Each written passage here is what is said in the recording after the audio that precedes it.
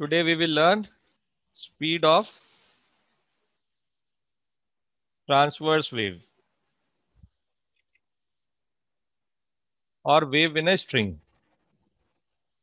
ध्यान से सुनना है आप लोगों को, रिकॉर्डिंग है, इसकी रिकॉर्ड कर रहा हूं मैं इसको, वैसे ऑलरेडी तुम्हारे पास ये लगा हुआ है।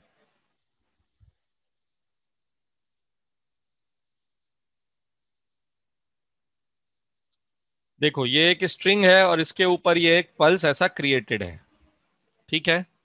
This pulse is travelling along this direction with A speed v।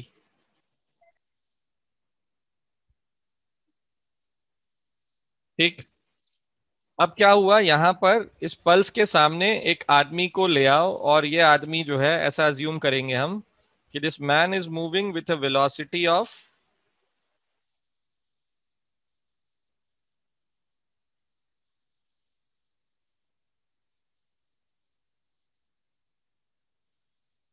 v only, so that अब देखो जब ये आदमी इस v वेलोसिटी से चल रहा है सामने की ओर, तो यहां पर तुम्हें यह समझना है कि भाई हमेशा जो है इसके पास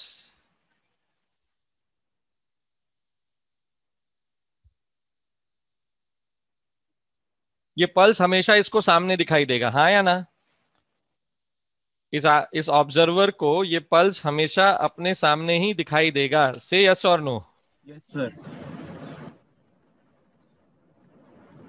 but the remaining string, but every particle on this string will seems to be moving in the backward direction, right?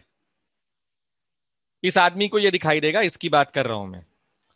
तो अब तुम ये मान सकते हो इस आदमी को ये लग रहा है कि हर एक पार्टिकल ये स्ट्रिंग का v वेलोसिटी से बैकवर्ड डायरेक्शन में जा रहा है, ठीक है। तो अब हम क्या करेंगे, हम इस पल्स का टॉप मोस्ट पोर्शन, ये जो छोटा सा पोर्शन तुम देख रहे हो मैंने रेड कलर से मार्क किया है इसको, ठीक है।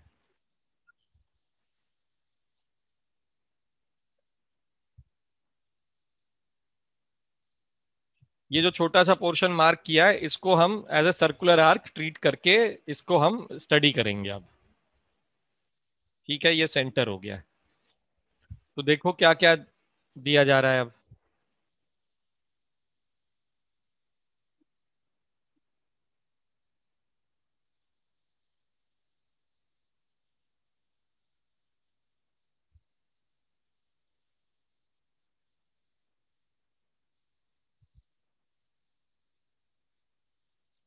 चलो देखो, आ, ये वो, इसको थोड़ा सा और बड़ा कर लो, ऐसा, ठीक है।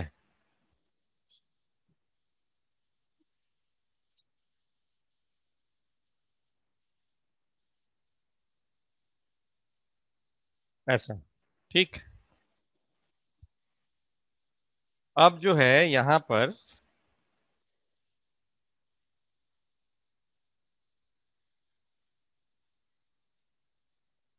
ये इसका सेंट्रल लाइन हो गया और ये इसकी बाउंड्रीज हो गई, ठीक है। ये रेडियस है बेटा इसका।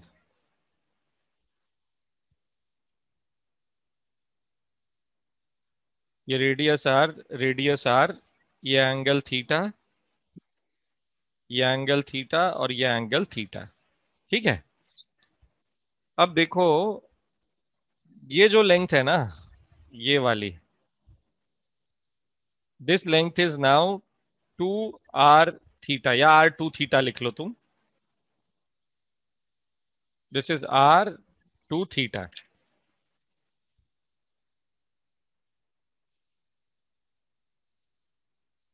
नाउ हमेशा याद रखो टेंशन कहां लगेगा यहां पर, tension is always directed away और टेंजेंशियल लगेगा यहां पर, ऐसे ही यहां पर भी टेंशन इधर लगेगा, ठीक है। तो ये टेंशन T हो गया, ये टेंशन T हो गया, राइट। अब बच्चों यहां पर एक इधर, एक इधर, एक इधर कंपोनेंट और एक इधर कंपोनेंट, ऐसे ही आएगा बेटा इसके कंपोनेंट्स।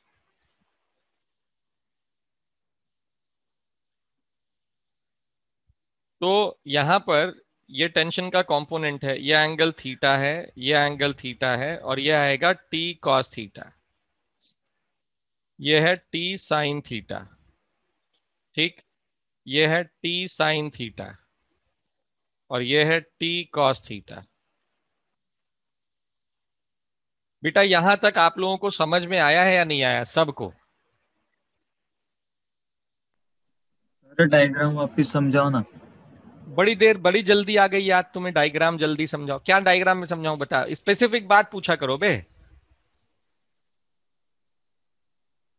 स्पेसिफिक पूछना कि ये चैलेंज आया इसमें, तो वो बताऊंगा तेरे को। रस्सी समझ आई नहीं आई तेरे? बता। अच्छा, ये रोप है, ये समझ आया नहीं आया बेटा? ये टॉप मोस्ट पोर्शन जो है ना यहाँ पर, ये वाला, उसको हमने मैग्नीफाई करके ये बनाया है। बोलता जाना अब, हाँ ना? हाँ सर। 3 बार पूछना पड़ता है एक ही सवाल को। ठीक, यहां तक क्लियर है? अब ये बता बेटा, ये रेडियस होगा, ये इसका सेंटर होगा, ये वाला पार्ट सी है, ये क्लियर है? हाँ सर। Okay good. अब देख, ये टेंशन इधर आएगा, ये टेंशन इधर आएगा। क्यों? क्योंकि टेंशन को हमेशा टेंशन यहाँ पर टेंजेंशियल ही लगता है ना? ठीक है, यस और नो? रस्सी में टेंशन कहाँ लगता है? लॉन्ग द रोप लगता है ना? तो ये हाँ लॉन्ग द रोप इसका टेंजेंट होगा यहाँ पर अभी। क्लियर? हाँ। Hello hello. हाँ सर। हाँ, तो अब देखो, ये एंगल थीटा है, ये एंगल थीटा है, सिमेट्रिकली डिस्ट्रीब्यूट कर दिया मैंने। तो रेडियस अगर आर है तो ये लेंथ आएगा बेटा r two theta. R into हाँ थीटा सर। होता है ना, r into angle. Arc length क्या होता है? यही होता है। तो length of this part of the rope is r into two theta. तो ये टेंशन के दो कंपोनेंट, एक ये टी कॉस थीटा और एक ये टी साइन थीटा। वैसे इसके भी टी साइन थीटा और टी कॉस थीटा। यहां तक समझ आया? अब नहीं आया? बता। हाँ सर। बहुत बढ़िया। अब आएगा कि सबको आया भाई, नहीं आया? सब लोग हाँ या ना लिखो भाई। सिर्फ यही बेचारा गाली खा रहा है, सब बाकी मजे ले रहे हैं, समझ रहे हैं सारे। समझ बहुतों को नहीं आया होगा। और ये तुम दिनेश चौधरी थे ना? नहीं दिनेश सर, तुम? हर्षल। हर्षल। हर्षल, हर्षल, अच्छा, हाँ हाँ। चलो गुड।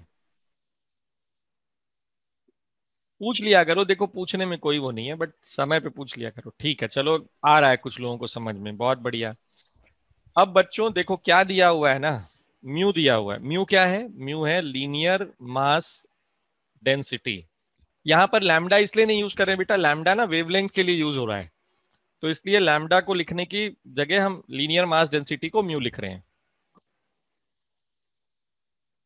ठीक है, तो म्यू क्या है? मास पर यूनिट लेंथ है। लेंथ किसका है बेटा? स्ट्रिंग का लेंथ है, लेंथ ऑफ द स्ट्रिंग। और ये m क्या है? m is mass of the string. I hope आप लोगों को यहां तक समझ में आया होगा। ठीक है, अब एक बात बताओ यार, ये आर टू थीटा लेंथ का मास क्या होगा? इसके मास को मैं m लिख रहा हूं, m की वैल्यू क्या हो जाएगी? Mu into 2 into r theta. होगा नहीं होगा? भाई सब लोग इसका आंसर करेंगे हाँ या ना? हाँ सर। Yes sir. हाँ ठीक, सर। बहुत बढ़िया। 2-3 लोगों ने हाँ बोला, बाकी कहाँ चले गए सारे? क्लास में सो रहे हो सब? जागो रे बेटा लोग, सब लोग। Yes sir. ओके, एक जागा, देखो इतना बोलने पे। हाँ सर। ठीक है, यस सर। चलो बढ़िया। ठीक है, तो अब बच्चों देखो, तुम लोगों ने पढ़ा होगा, याद है तुम लोगों को सेंट्रीपिटल फोर्स क्या होता है? If if you remember, anybody who can help me explain what is centripetal force?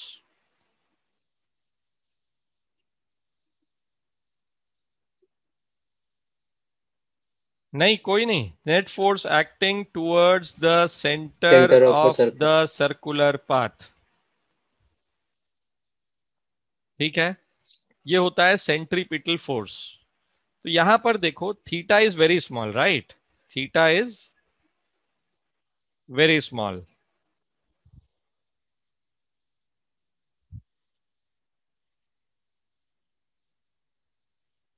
ठीक है, तो since theta is very small, तो कैन आई से दैट, यहां पर ये लिख देता हूं, since theta is very small,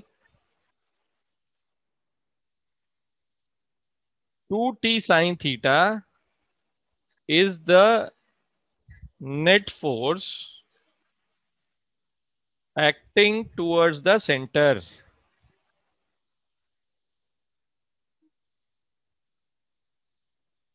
बोलो हाँ या ना? हाँ सर। थीटा बहुत छोटा है तो 2t sin थीटा, ये वाला sin थीटा और ये वाला sin थीटा हो गया 2t sin थीटा। और यही मेरा क्या हुआ, सेंट्रीपिटल फोर्स हो गया। तो इसकी वैल्यू क्या होती है, m v square upon r. V क्या है बेटा यहाँ पर, वी तो निकालना है हमको। V is speed of wave. M क्या है, mu two r theta into v square upon r, and this is 2t sine theta को अप्रोक्सीमेटली मैं थीटा लिख रहा हूं, ठीक है। Sine theta can be approximated as theta since theta is small, right.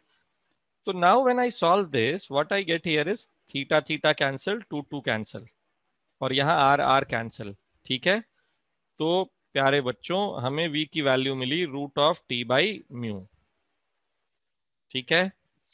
This is t is the tension in the string, v is velocity of wave or speed of wave, mu is linear mass density, ठीक है। तो यहां पर ये जो t और mu है, यहां पर t किसको रिप्रेजेंट कर रहा है, t रिप्रेजेंट कर रहा है इलास्टिक प्रॉपर्टी को। याद है मैंने बोला था तुम लोग को इलास्टिक प्रॉपर्टी और इनर्शियल प्रॉपर्टी पे वेव का प्रोपगेशन डिपेंड करता है, और म्यू रिप्रेजेंट करता है इनर्शियल प्रॉपर्टी को।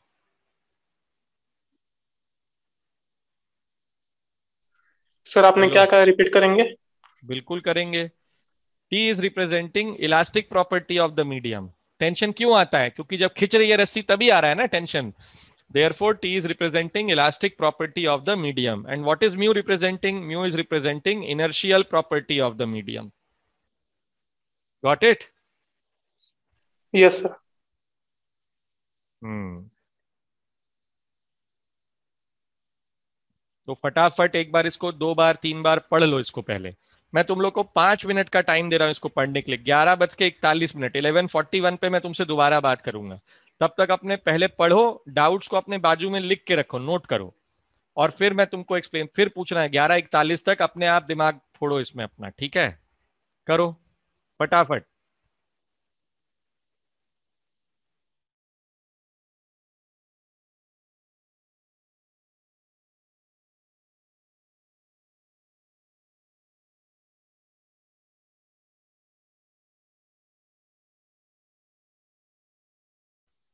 हाँ भाई बच्चों, हो गया ये, इसमें अब डाउट पूछ लो जरा जिसके, फटाफट माइक ऑन करो, डाउट पूछते जाओ।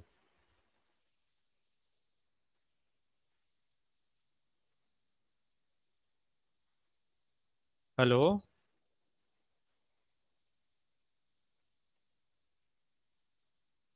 अरे आवाज आ रही मेरी? Yes, sir. तो Yes. नहीं है, कोई डाउट नहीं है किसी को? No, sir. चलो बहुत बढ़िया। तो आओ अब इसी पे हम लोग डिस्कस करते हैं एक और चीज।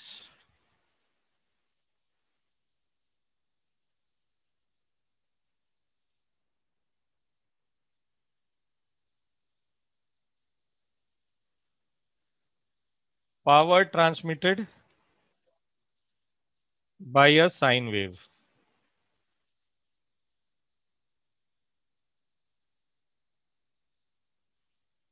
अच्छा, आप लोग सब जानते हैं पावर का एक्सप्रेशन क्या मिलता है, क्या होता है? पावर होता है F dot V, force dot product of force and velocity. I hope all of you are aware of this, right? This is power, Yes, sir. Okay. अब यहां पर देखो क्या क्या करना होता है। अ, हम्म,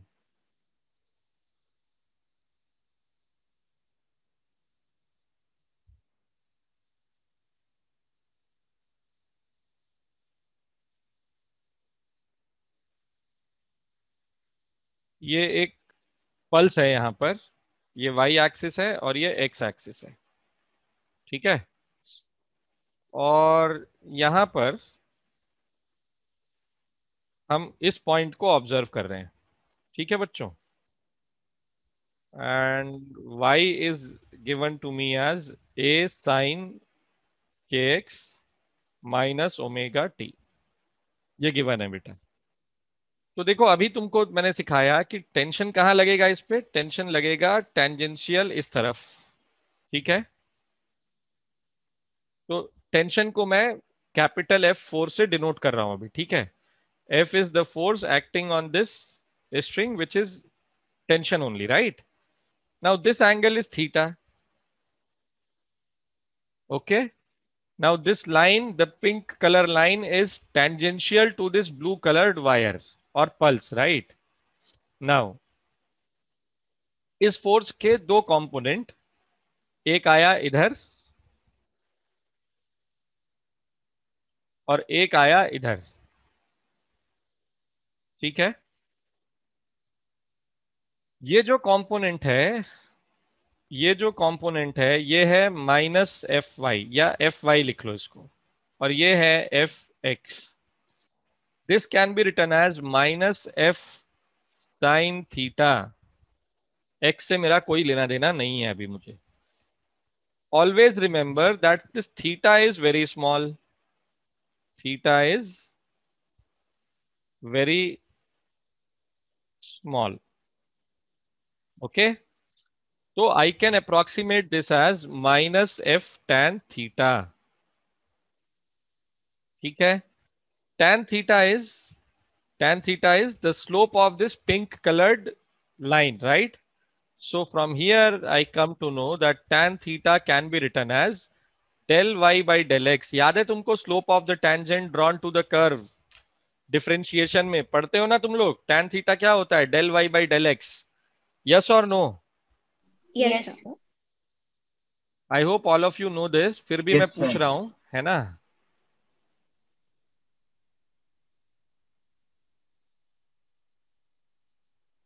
ये जवाब दो तो, पोल देखो तो, ये समझ आया आप लोगों को, tan theta is equal to del Y by del x. All of you please answer it. चलो ग्रेट,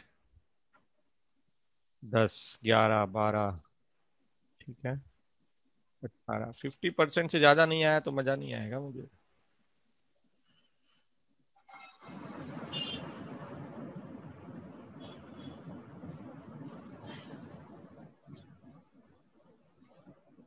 बाकी सबको नहीं आया समझ में, भाई आंसर कर दो पोल का प्लीज।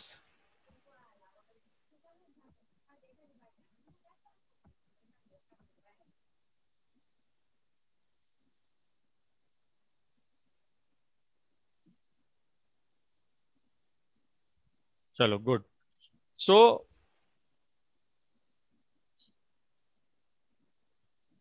समझ में आ रहा है ना। अब आया यहां पर tan theta is del Y by del x.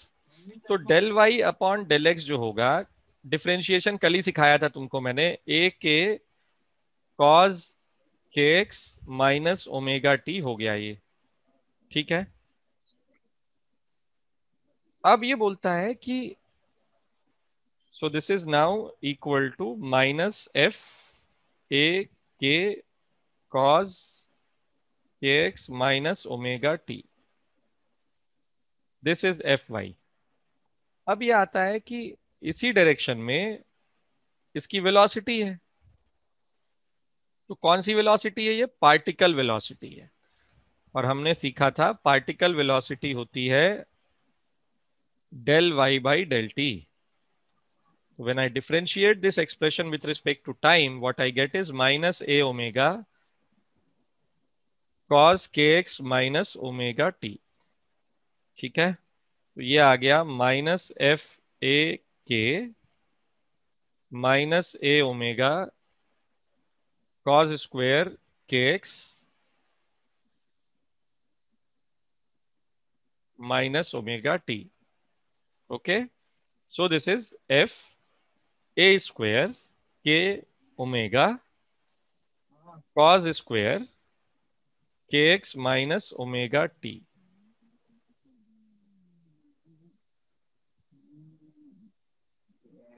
ये है पता क्या, नाही तू अजून ये क्या है? एवरेज पावर है। Average power is F y into VP. ठीक है, तो एफ वाई ये था, एफ वाई तुम्हारा ये था, उसको तुमने जब इस वीपी से मल्टीप्लाई किया तो तुमको ये रिजल्ट मिलेगा। ठीक है, सो दिस इज पावर पी, और इसको मैं इंस्टेंटेनियस पावर लिख देता हूं। इंस्टेंटेनियस मतलब टाइम का फंक्शन है ये। तो instantaneous power P is equal to this much. भाई यहां तक आप लोगों को पहले समझ आया या नहीं आया? आप लोग पहले 1 मिनट पढ़ लो इसको, आधा मिनट। कोई डाउट है तो पूछ लो।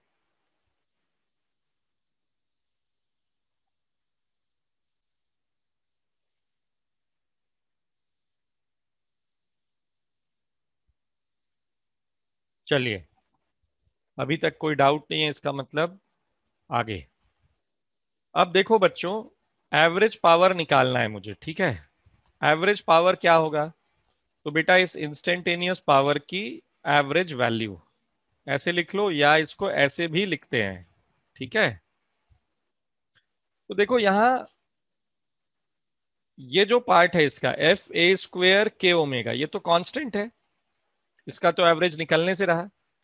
जो भी एवरेज निकलना है वो कॉस स्क्वेयर के एक्स माइनस ओमेगा टी का निकलना है। ठीक है, अब देखो कॉस स्क्वेयर थीटा की एवरेज वैल्यू क्या होती है? कौन बता रहा है मुझे कॉस स्क्वेयर थीटा की एवरेज वैल्यू क्या होती है?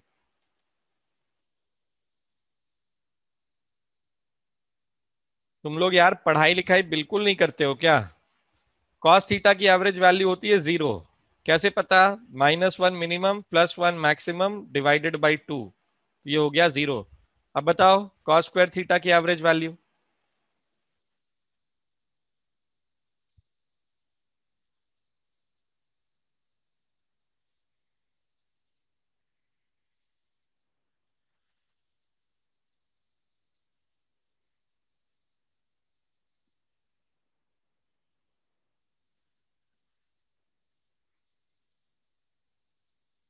साक्षी, मिनिमम वैल्यू क्या होती है कॉस थीटा की? 0. और मैक्सिमम? 0. मैक्सिमम भी 0? Oh, sorry. Cos पगला square गई हो? theta की average value will be 0. ए भगवान, अरे देवी, मिनिमम वैल्यू क्या? 0। मैक्सिमम क्या? 1। अबे गणित वणित भी नहीं पढ़ते हो क्या? 1/2। और मैथ्स पढ़ने की जरूरत ही नहीं भाई, एडिशन सब्ट्रैक्शन करने एवरेज कैसे निकालते हैं बे? बाप रे बाप रे बाप, सब ढीलू बच्चा है तुम लोग। देखो बच्चों, और आ जाओ इधर। तो P average is equal to P instantaneous. तो बेटा यहां पर हमें कॉस थीटा की ही एवरेज वैल्यू चाहिए थी। ठीक है, तो ये आ गया मेरे पास एफ ए स्क्वेयर के ओमेगा, कॉस स्क्वायर थीटा की एवरेज वैल्यू हाफ होती है, तो हाफ लिख लेंगे अपन, और क्या। तो ये आ गया तुम्हारा P एवरेज। ठीक, अब इसको मैं अलग अलग तरीके से लिख सकता हूं। इसको मैं ऐसे लिख सकता हूं, A square omega square by 2v। और अब फोर्स देखो, tension is mu into v square, right? तो फोर्स को मैं लिख सकता हूं mu into v square A square omega square upon 2v। ये v इसके साथ कैंसिल हुआ, ये आ गया mu V A square omega square upon 2। This is average power. तो यहां पर जो मुझे पिक करना था वो ये था कि power is directly proportional to square of amplitude. Power is directly proportional to square of amplitude, ये हमको याद रखना है। और पावर जब डायरेक्टली प्रोपोर्शनल होगा तो ये हमको लीड करेगा इंटेंसिटी के लिए भी। Intensity is also proportional to square of amplitude. क्योंकि इंटेंसिटी क्या होती है बच्चों? इंटेंसिटी आई होती है, इंटेंसिटी होती है पावर पर यूनिट एरिया। ठीक है भाई?